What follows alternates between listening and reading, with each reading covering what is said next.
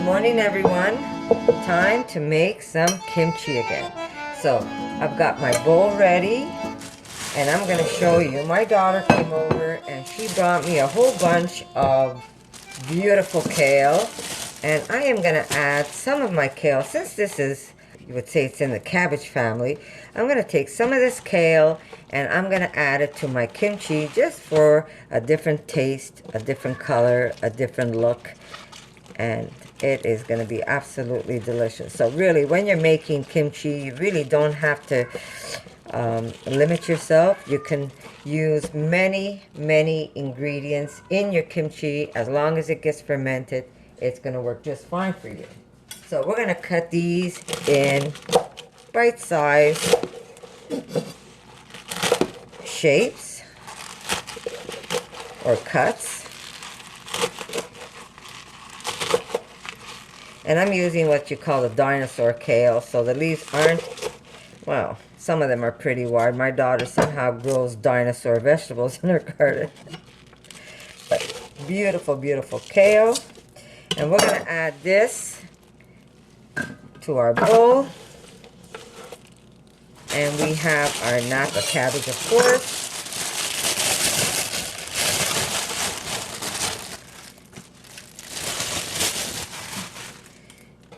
And we're going to cut this smack in the middle.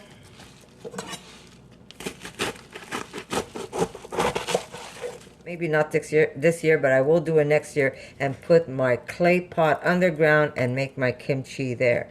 But for now, we're just going to do it the way I have been doing it. And we're just going to cut them in. There we go. Pretty nice bite-sized cuts. There we go. I might just pull off some of these ends so I don't waste. Put that aside. That could go in for soup.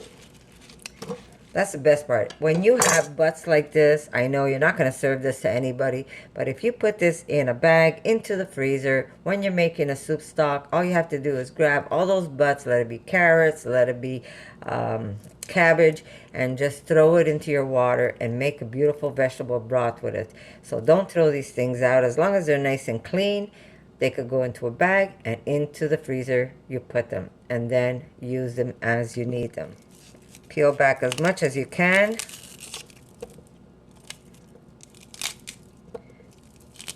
And don't worry about the butt end. You could always, like I said, throw it into the freezer. Oh, this one's pretty good, so I'm going to use it all maybe. Here we go. This is going to go straight into my bowl. Very simple, straightforward. Basically, you have to salt this. And then you put them, well, we're going to season it, and then we're going to put it into jars. Now I'm going to salt this, and what it's going to do is pull all the water out of my vegetables. And there we go. Now I want to add some mushrooms, so let me put it back. Here we go. Put that aside and cut up some mushrooms. Now, this is the only mushroom I have, so that's what I'm going to use. But I will also put in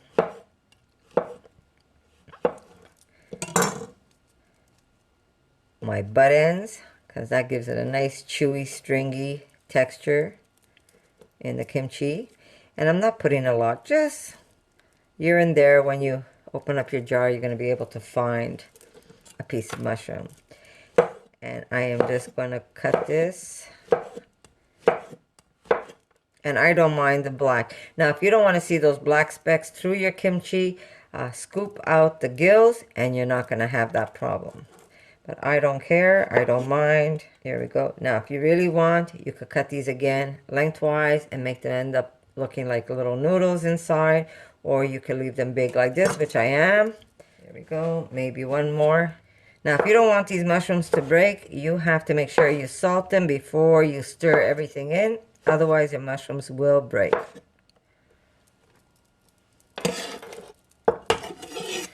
We're going to take some green onions. I bought so many of them that they're starting to go on me. So I am going to take off the scrap part. Yeah, that one will go. That's what happens when you overbuy. But they were such a good price. And that's me. If I see something at a good price, I am simply going to just buy. Now, these here, I am going to just cut them nice longish. Yeah, that's scrap. Here we go. We're just going to push these over so we can salt the mushrooms. Maybe I should have got a larger bowl. Okay. Now, if you find that your kimchi, you added too much salt, you could always rinse that off so you don't have to worry about it. But basically, you need enough salt that it's going to start making, breaking down the vegetables, and it's going to pull the water out of the cabbage, the mushrooms, whatever else you put in. So for now, we're just going to let this sit, and then we're going to come back and we're just going to gently massage this and pull out as much water as we can. So I'll see you in a bit. Okay, we're back. I am just lightly going to toss this. Try not to break your mushrooms.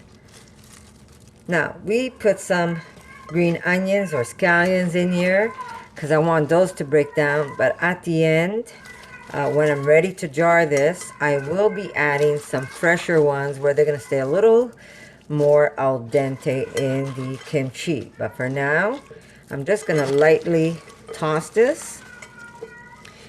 And since I didn't put any salt underneath, I will add just a little extra salt. And this will start breaking down.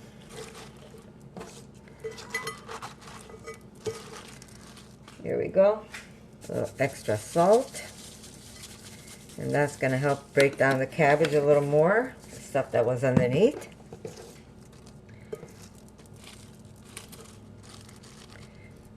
And we're going to be rinsing this, so it's, oh, look what I got in here. Little guy snuck in. So if you're worried there's way too much salt, do not be worried because most of that salt will be rinsed out. So I'm just going to take this, cover it again so nothing falls in my bowl, and push this aside. Now, if you have an apple, you can use apple or applesauce. What I'm going to do for sweetness, I'm going to use a little bit of this mango. I've got some very ripe mangoes, so this is what I'm going to use. Here we go. I have my bowl.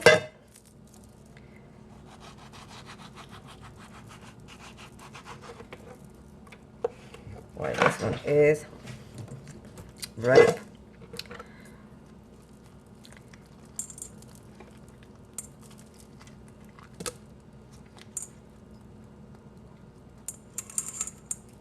I'm just going to squish it with a fork, or you can use a small little blender.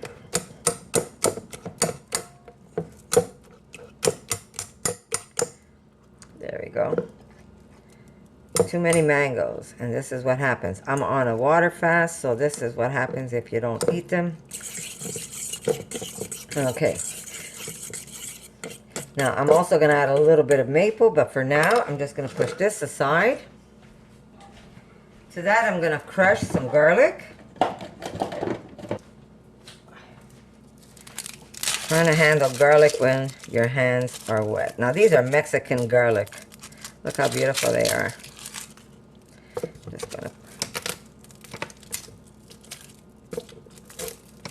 I'm going to need about maybe, sorry for the shakies, guys, about 5 cloves.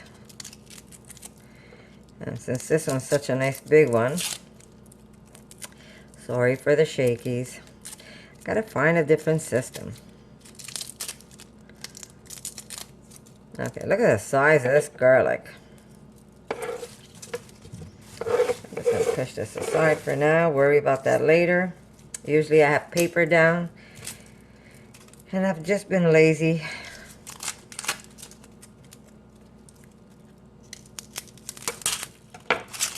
Here's another large garlic. Now that's really up to you how much garlic you want to put inside your kimchi, but because I'm making a big batch, I'm going to put a little extra, of course. But you know, you don't want to just eat kimchi and garlic, so to your discretion, right? Okay, I'm sure the press is going to hold back the skin, so I'm not that worried if there's a little bit of skin there. Okay, this might not even fit the big one. So here we go. We're going to put some garlic. So I would say the amount that I'm making, I would say about 5 garlic cloves. You want to use less because you're not crazy about garlic, use less. And if you don't want it at all, I say skip the garlic completely. But it does add a nice... Is this going to make it? Jeez. Maybe not this one. There we go. My God. Okay, I'm not going to worry about that a little bit. I'm going to put that aside. Now, kimchi normally has like a fish sauce or some fish in it. Because we don't use any fish, what I'm going to do is I'm just going to put a little bit of seaweed. Not a lot, just a little, just to scatter here and there, that when you do take that little bite, you say, kind of fishy. But again, if you don't want, you don't put any fishy stuff. You can leave that out completely. Here's mine. I'm just going to use a bit. Like I said, not that much, just because this will expand with the liquids. Just to say there's a hint of flavor. There we go. But like I said, I made it without the fish, without the not the fish. I made it without the seaweed, but it really is nice when you have that little extra flavor to your kimchi. So there we go. We've got the garlic, we've got the seaweed. Again, option. I'm going to put some chili flakes to this.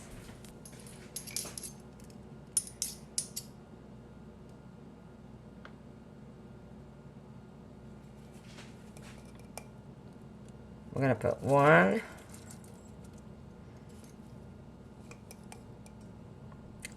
2. Now that's a lot, but you don't have to put that much if you don't want to. This is going to be a nice, hot, spicy kimchi. But again, I have a lot, so this is going to be scattered. We're going to put some ginger. Now, the ginger, you could either grate it, or you can use very thin slices. That really is up to you. I'm going to grate it so it goes through when I evenly. So when I grab a handful of kimchi, we're going to have that beautiful ginger that flavors the whole batch. And again, up to you how much you want of this. I am going to take a nice big chunk.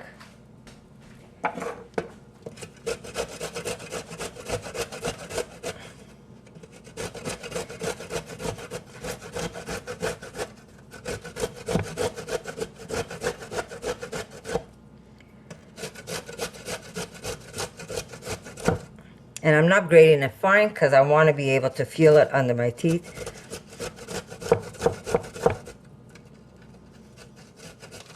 Yeah, I'm going to need more.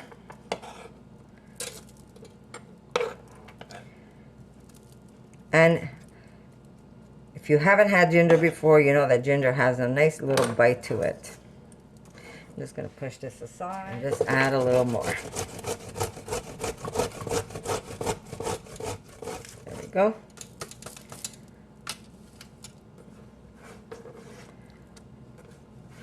Ginger.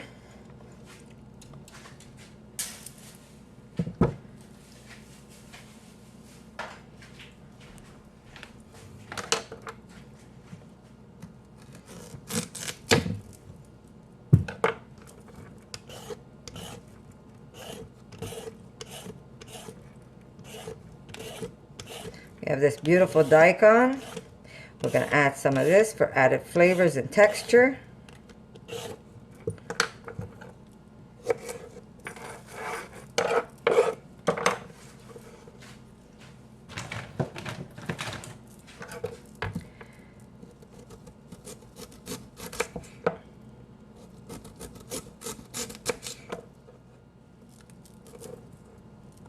Again, it's up to you how much of this you want in your kimchi.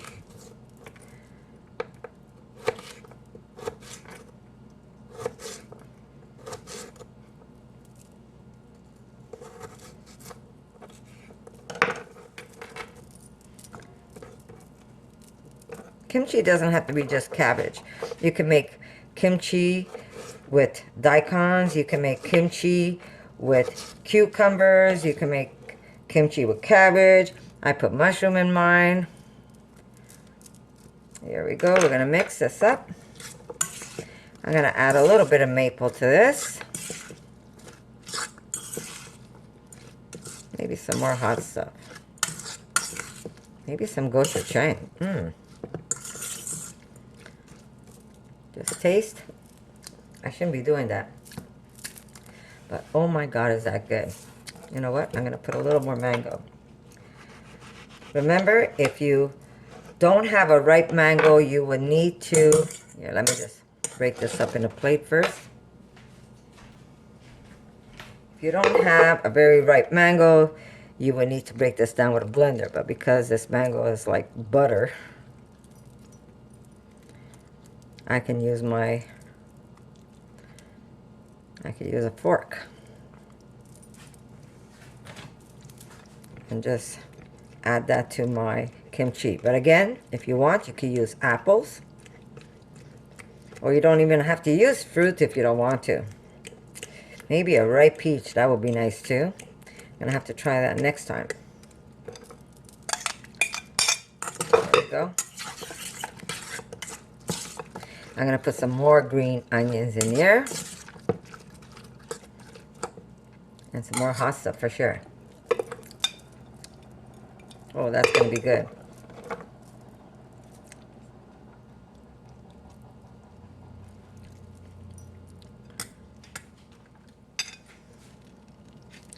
I remember a while back I watched this beautiful Buddhist make her kimchi, and I was just mesmerized. And how attentive she was, and how in the moment she was when she was creating that kimchi.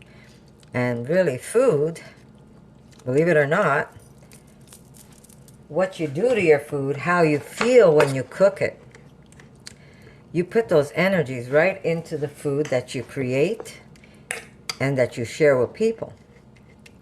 I'll tell you something, if you're in a bad place or you're in a bad mood that day and you create a dish, let me tell you, whoever eats that dish is going to have the same energy that you put out there. So when you're creating food or when you're cooking, be happy. And when people eat your food, they're going to feel that right through your food.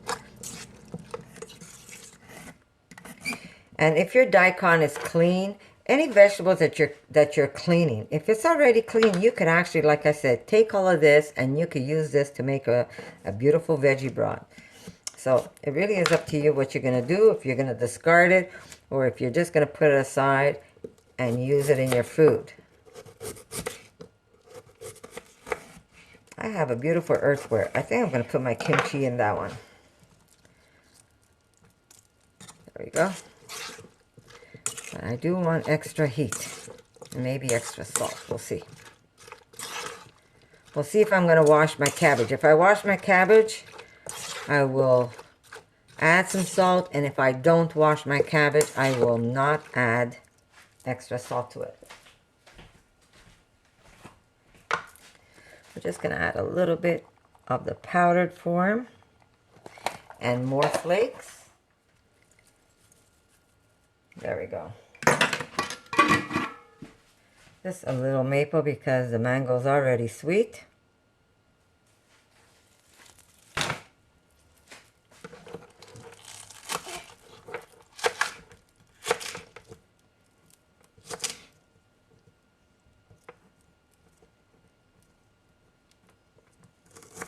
kept reminding people, you know, you could regrow onions with this, right? Green onions. All you have to do is throw this in a little pot of soil, and guess what you're going to get? You're going to get a whole bunch of these. So if you want, recycle and make more food.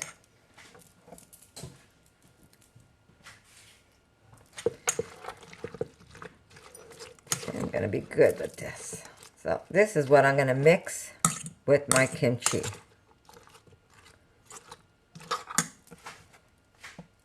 So here we go.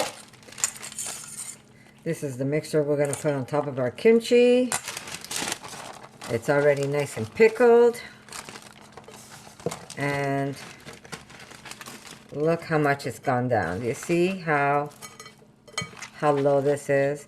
And there's all the water. So I'm just going to bring this. And how do you know when your kimchi is, when your napa is ready? You should be able to bend it and it won't snap on you. That's when you know that you pretty much, it's ready for you to make your kimchi. So I'm just going to take this and give it a nice little rinse, and I'll be right back. Okay, here we go. This is what we're left with. Now I pretty much washed the salt out of it. So you can now incorporate a little bit of salt if you want. So I'm just going to lightly give it some salt.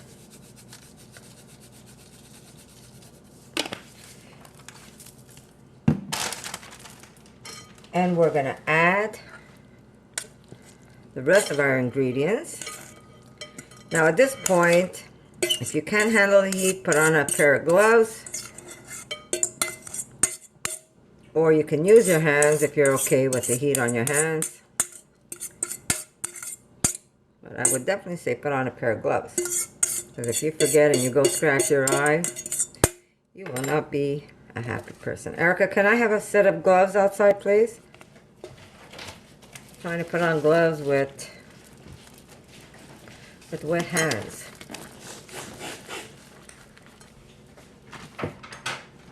Okay. After this is all tossed, what you can do is either put in a very large earthware, and if it's only your family using it, or you can put these in jars. I'll show you the one I have. So we're just going to toss this all up, get it everywhere. Isn't this beautiful?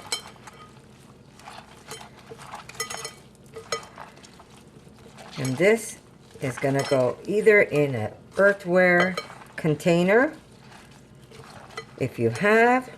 Now the traditional way is it gets buried underground, most of the earthware, your clay pot, and you keep it there and you pull out what you need.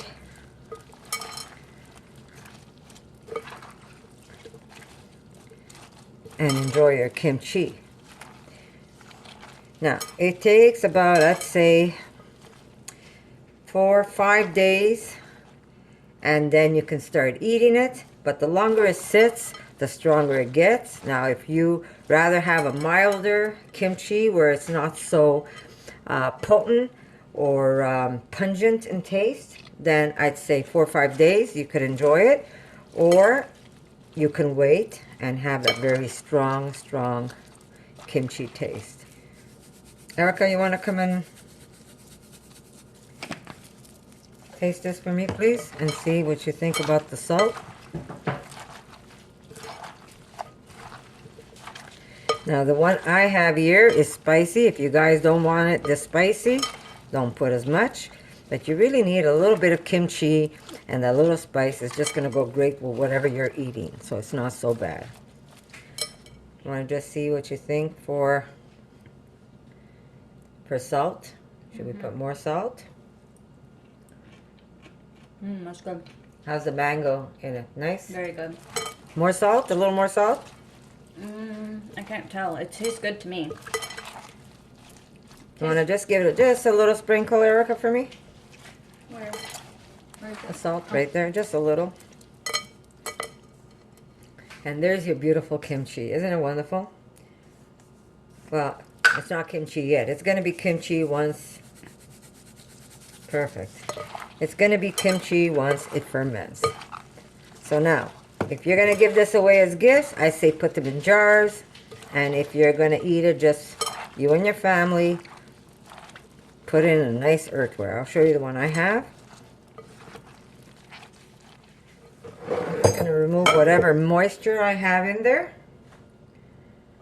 So this way, there's no extra water, because this will make a broth. This will make a beautiful, beautiful broth.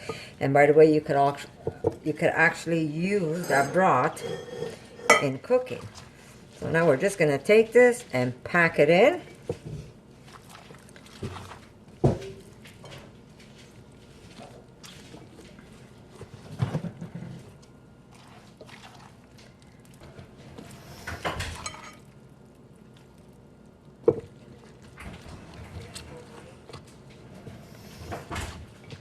And there's a beautiful, beautiful kimchi. And this is done with mango rather than apple. You could actually use pear if you don't have, especially now it's going to be pear season, you can use pears. Oh look, it's perfect. It fits all inside.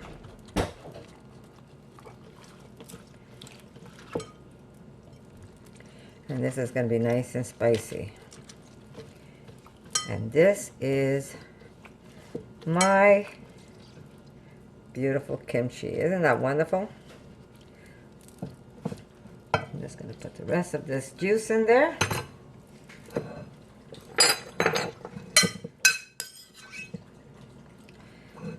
And that's how simple it is to make kimchi, guys. Very simple. So I hope you like this video, guys. And if you want to see more kimchi videos, let me know. I'm going to show you all the different ways I make it. And yeah, I'll see you in the next video.